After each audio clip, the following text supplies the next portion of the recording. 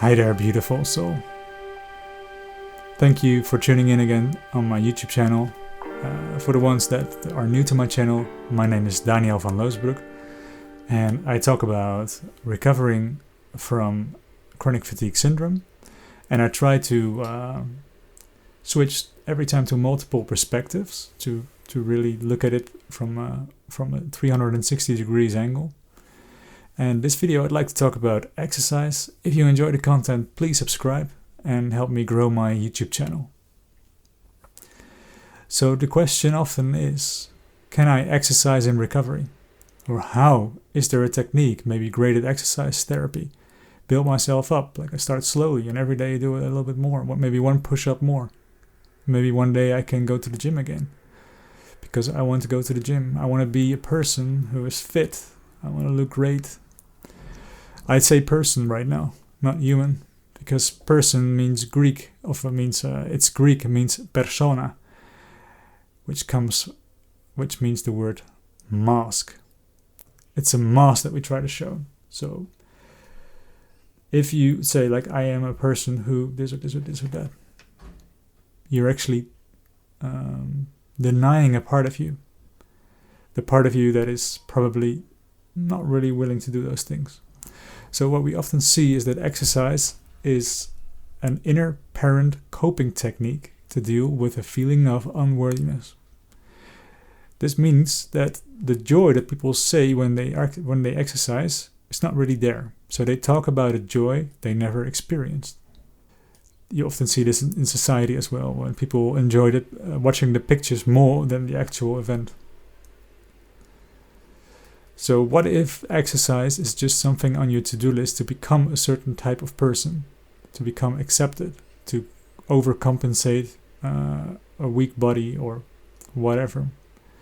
If this is the case, then you probably want to do this. You feel the urge because it's a coping mechanism to do this type of activity. But it doesn't bring you real joy. Instead, it will pressure your nervous system, because there is different parts of the psyche.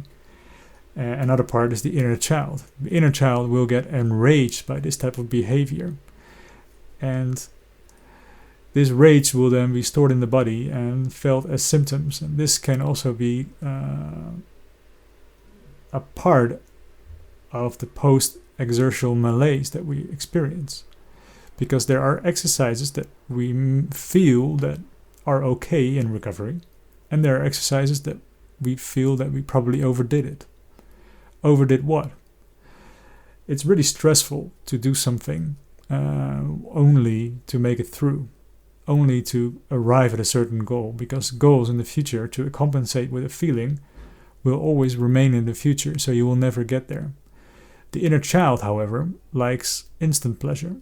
So inner child coping strategies are often based on instant pleasure, like sex, or maybe just going to a lake and enjoy yourself. If we look at how people in the blue zones live, I think there are 5 or maybe 6 of these zones on the planet where people get on average above 100 years old in good health. They exercise as well, but naturally, meaning they work on the land or whatever, and they just use their muscles in their day. They don't spend their day in bed to go 1 hour to the gym. And if you then do this type of activities in a different way, without much pressure on it, it's not a to-do list, you can do things spontaneously, out of joy. Because as I said before, I used to talk in my life about joy that I never experienced. Happiness that I never experienced. And in the levels of consciousness from the book Power versus Force, written by David R. Hawkins, he writes that there are 3 healing states of consciousness.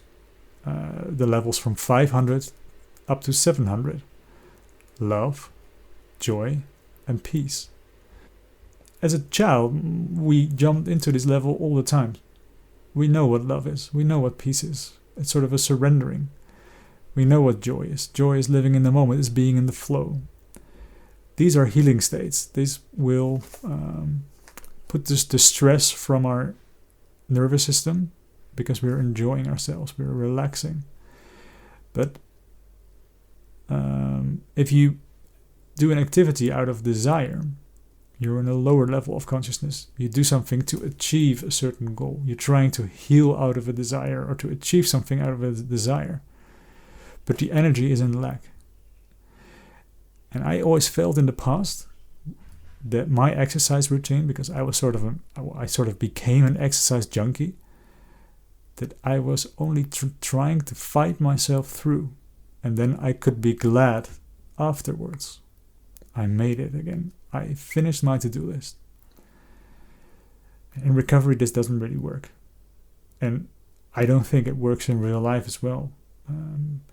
I recently had a crazy month, whereas most of my things were to-do list things. And I noticed that I got enraged by it. Like, I really didn't like it.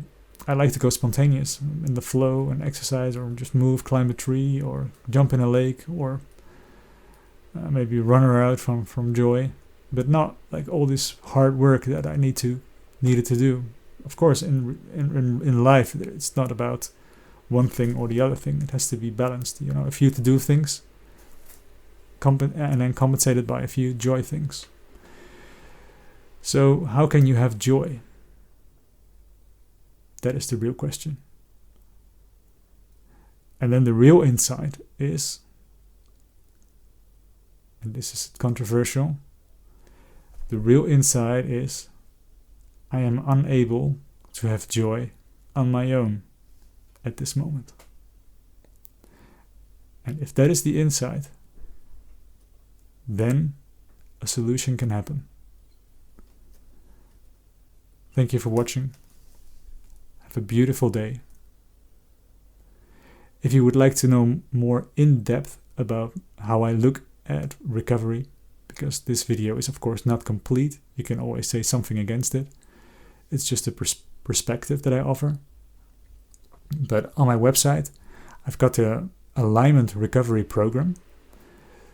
It is about aligning yourself with who you really are, because I believe at that moment healing will occur naturally. So please check it out on my website, www.danielvanloosbroek.com. I put a link below. Thank you for watching, everyone. Bye.